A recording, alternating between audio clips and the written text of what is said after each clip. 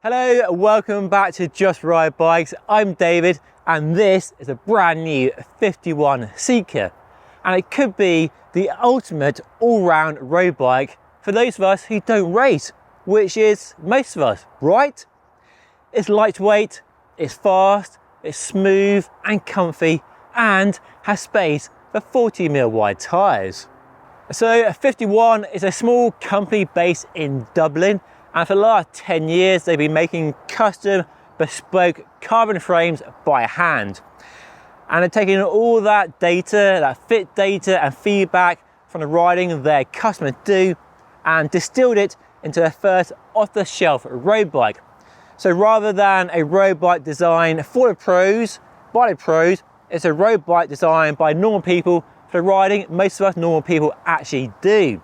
And for the last 2.5 months I've been riding the bike as it built up for me to test the brand new SRAM Red AXA group set that launched a short while ago. And I've been using the bike for all the riding I do here in the Cotswolds, from fast-paced club rides where I'm hanging on for dear life to epic all-day adventures with bike packing bags. So a really good test of its performance, speed, handling, comfort and much more. Now, before I share my ride experience and talk about handling and performance, let's dive into some of the key details on a brand new bike. So for me, the numbers, the geometry and the other details on this new Sika put it right in the endurance road bike category, which I know 51's Aidan won't like me saying. But we have seen endurance road bike change a lot in the last 18 months or so, and the likes of the giant Defy Advance and the NV3 have helped redefine what an endurance road bike can be. No longer slow and lazy, but fast, dynamic and exciting to ride, wrapped up with that comfort and more relaxed fit that most of us actually need. And the fit is a key detail on this new Sika, with a much higher stack from a longer fork, a longer wheelbase, slightly more relaxed angles that make it more comfy and easier to ride if you're not actually racing in a pro peloton. And because we have that extra height, there's no ugly spaces here underneath the stem. If I buy on the bike, these spaces here would be gone, nice and slammed. And I see far too many race bikes with a stack of spaces to get the fit that person needs, because they're not racing, don't spend 30,000 kilometers on a bike to get used to that slammed, aggressive, low front end. So a handlebar position and the hoods and drops, of course, relative to the saddle, that gives a fit, a position that most of us mere mortals can live with for anything longer than 2 or 3 hours. The new Sika is packing some cool details, and for starters, it's a good looking bike, although that kinked fork crown has taken me some while to get used to it, but it has grown on me over time. Now the frame is super lightweight. They are claiming for a size medium a weight of 690 grams, which is right in the Specialized Tarmac SL8 sort of ballpark. But this frame, being a pre-production frame, is a bit heavier at about 900 grams. But even that slightly heavier frame, this bike here, in a size large with no pedals, is 7 kilos, which is lighter than some race bikes I've had here on Just Ride Bikes. So details include the company's own one-piece carbon fibre handlebar and stem with full internal routing, and it's a nicely shaped handlebar with a swept back design and 3-degree flare in the drops. But you can, if you want, fit a regular handlebar and stem, which I did when I first built the bike. So you're not tied into that system if you prefer something else. So fully internal up front for maximum aero, but then moving back, we have a regular round 27.2mm seat post and an external seat clamp, which I love, love, love. I don't mind a internal wedge design, but I prefer the simplicity and reliability of an external seat clamp, and you get loads of comfort from a round seat post as well. And you could, if you want, fit a suspension seat post for a bit more comfort. And while the front of the bike is aero optimized, it's not actually aero wind tunnel tested, with a big down tube and a nice slender top tube, we have a super skinny rear stays for maximum comfort. And I love the way they attach to the seat tube there. And then some really big chunky stiffness enhancing chain stays. And other details I like include a T47 bottom bracket and then a SRAM UDH dropout, so it future-proofs against any new group sets that might come down the line in the near future. And then we have space for up to 40mm wide tyres, the same as the Specialized Roubaix, the BMC Road Machine and the NV3, and has been one of the most interesting and for me exciting changes and developments on the endurance road bike in the last 2 years. Space for wide tyres, which you all know are better than narrow tyres for the riding us mere mortals do. Smoother on rough roads, more traction in slippery conditions, and not slow at all. And for my time testing the bike, I've mostly been riding the new Zip Goodyear 30mm wide tyres on the wheels, and also more recently these Grand Prix 5000 STR tyres in a 32mm width, which actually measure 33.6.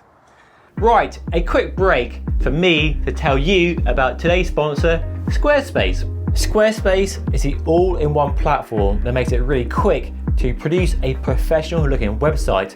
It's also dead easy as well. Thanks to a fluid engine drag and drop interface, you can easily customize your website just how you want it and add all number of tools and functionality to make the website you need for your business. You can build a website with Squarespace for anything. Whether you sell cool bike products, you have a cool bike brand to showcase, you run bike workshop classes, there are tools for literally everything. So if you run any kind of business, Squarespace is a place to be. So if you like the sound of that, you get a free trial right now with a link down below in the description. And if you enjoy it, the 10% off your first purchase of a website or domain name with my special code on screen right now. Right, back to the video. If you are looking at the Sika and wondering what other bikes you could compare it to, there is lots of good company for it. And the thing is with endurance road bikes is that there is no single blueprint for the geometry and the numbers. So a Specialized Roubaix is higher and slacker, while Giant Defy is lower and longer and closer to a race bike. And a Sika is definitely at the racier end of the spectrum. The other thing that separates bikes in this category are the extra mounts you might get for the versatility you might want from a bike like this. The NV3, for example, has down tube storage, mounts on the top tube and fender mudguard mounts as well, which are features this new Sika doesn't have. And since I gave Canyon a bad time for enduro road bike not having mudguard mounts, it's only fair that FiftyOne get the same criticism. When you have a bike with such big tire clearance, and given FiftyOne are based in Ireland, which is a country we all know does get a fair amount of rain, it's a shame not to have some nice discreet mudguard mounts, which the NV3 proves is possible with no real impact on the visual look of the bike. For me, that lack of mudguard mounts, I know I'm banging on about mudguard mounts, just limits the appeal of the FiftyOne Sika.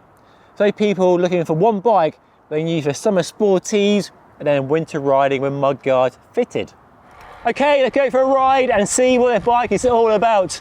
And I'll show you some of the best roads and my favourite roads here in the Cotswolds.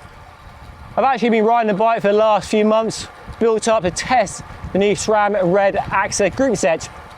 So I've had plenty of time to get to know the bike and also change bits, wheels and tyres and see how it responds to those changes. And my first impression of the bike is just how smooth the bike is. The comfort is fantastic. Compared to the race bikes I've been on recently, like the Pinarello Dogma F and the Canyon Air Road CFR, the smoothness of the bike is just fantastic. It really does deal with my rough roads so nicely. And no matter what tyres or wheels I ride on the bike, it still delivers fantastic smoothness on all the rough roads. Not quite as silky smooth as the Specialized Roubaix, but similar to the NV3 and better than the Giant Defy, and definitely leagues above any race bike. And I know some people freak out when you say the word endurance with visions of a slow, heavy bike, but that isn't the case here. Yes, the geometry is more laid back than a race bike, but the lightness of the bike, the way it handles is just fantastic. A bit more dialed back than a race bike, but it's a great sense of agility and easy manoeuvrability from the bike, and it is a lot of fun to ride. It's 7 kilos, so very lightweight, and climbs extremely well and descends really well too. And I said it before and I say it again, I do honestly think this is the sort of bike that people like me and you should actually be riding. Yes, I love race bikes, and the speed they offer and the improvements in comfort mean they can be ridden all day pretty well, but the more relaxed fit of a bike like this, that higher stack and the shorter reach, and also the slacker head angle and the longer wheelbase and space of wide tyres, just makes it a nicer bike to ride, whether you're going flat out fast or just cruising along, enjoying the view, but still value speed from time to time, but that's not your main motive for riding a bike. And the geometry gives it a more relaxed fit than a race bike, but it's still pretty racy, but it's definitely more forgiving on a longer ride than a race bike.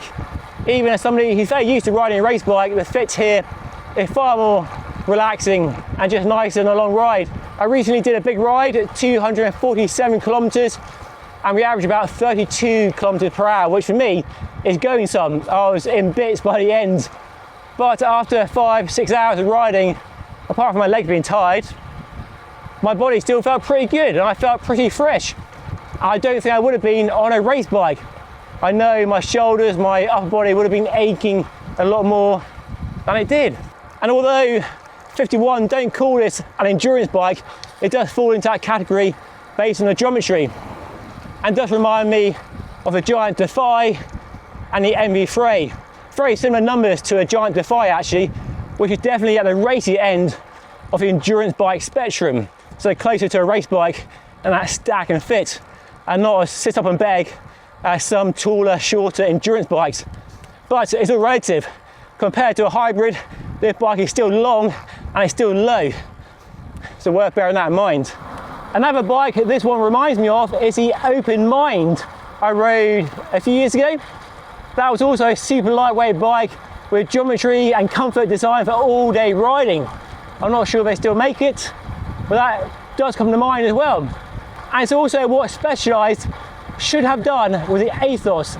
Super lightweight, but why on earth they gave it the geometry of a tarmac race bike, I'll never know, I'll never understand. So think of this as not as lightweight as the Athos, but a bike like the Athos, but with more usable real world geometry for those of us who don't actually race for a living. Now, without going on a massive tangent here, the whole naming of bike categories is a bit daft really. We have race bikes like the Tarmac and the Madone and the Air Road, and then endurance bikes like the Defy, the Roubaix and Damani, which used to be called sporty bikes back in the early 2000s, and now some people are trying to call them or rebrand them as all road bikes. And we have gravel bikes if you want to go off-road or do a bit of road and off-road all in one bike and different wheels and tyres. And it was speaking to Aidan from FiftyOne at Ciotta got me thinking about this, and it's really his idea to be honest. Why don't we call bikes like the Sika, the Defy, Roubaix, Damani, just a road bike? No sportive, no endurance, no all-road, just a road bike. A road bike for us normal people to ride here in the real world. Space of wide tyres, sensible geometry, big focus on comfort, but still lightweight and still fast. And then allow race bikes to be even racier, like the Tarmac and the Air Road. Remove the weight limit, remove all the aero limits and make them as racy as the pros really need and want.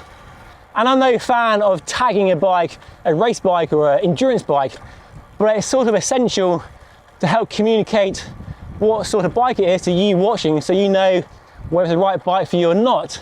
But it does bring about many problems, and lots of those problems are based around people's idea about what a bike might ride like, and oftentimes those fears, in my experience, are misplaced.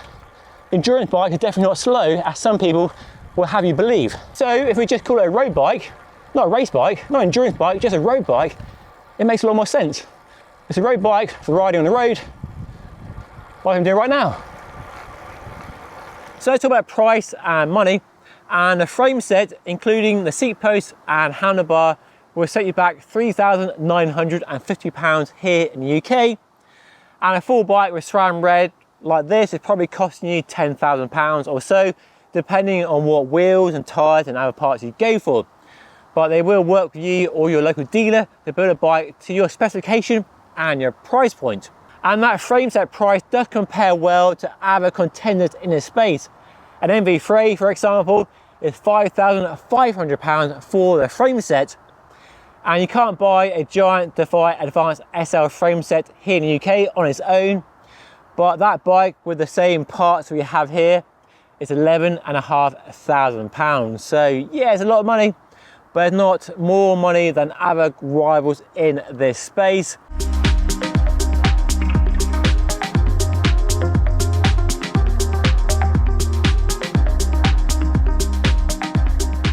So time for my verdict. Should you buy or avoid the new FiftyOne Sika?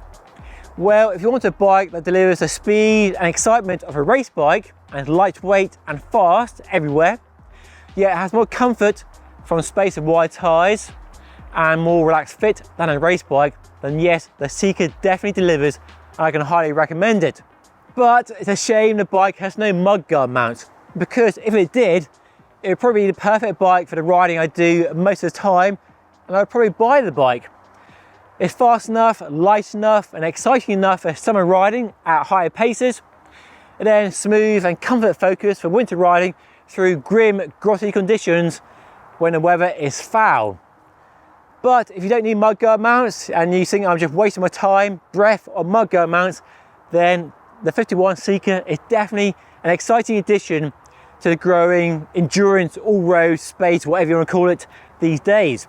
So definitely a bike to take a closer look at if you're in the market for a bike like this.